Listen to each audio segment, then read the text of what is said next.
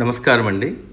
ఈనాటి కమ్మని కథ పేరు తిక్క కుదిరింది. వినిపిస్తున్నది మీ విజయభాస్కర్. అనగనగా ఒక దట్టమైన అడవి. అందులో రకరకాల జంతువులు, పక్షులు, కీటకాలు ఉండేటివి. వాటితో పాటు ఒక ఎలుగుబంటి కూడా ఉంది. దాని పేరు బల్లు. దానికి తేనెంటే చాలా ఇష్టం. ఎంత ఇష్టమంటే అది తేనె కోసం ఎన్ని కష్టాలైనా పడేది. తేనె కోసం అడవిలో అంగుళం వెతికి చూసేది.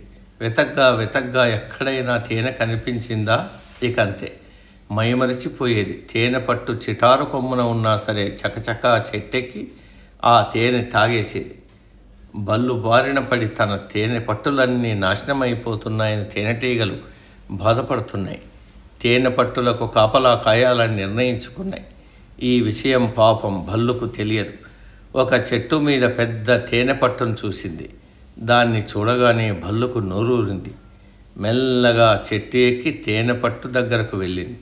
అక్కడ కాపలా ఉన్న ఒక తేనెటీగ బల్లును కసిగా కుట్టి తేనె పట్టులోకి వెళ్ళి దాక్కుంది. బల్లుకు కోపం వచ్చింది. తేనె పట్టును గట్టిగా చేత్తో కొట్టింది.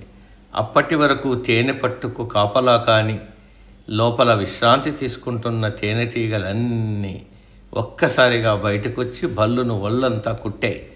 ఆ నొప్పికి ఓర్చుకోలేక బల్లు చెట్టుపై నుంచి కింద పడింది.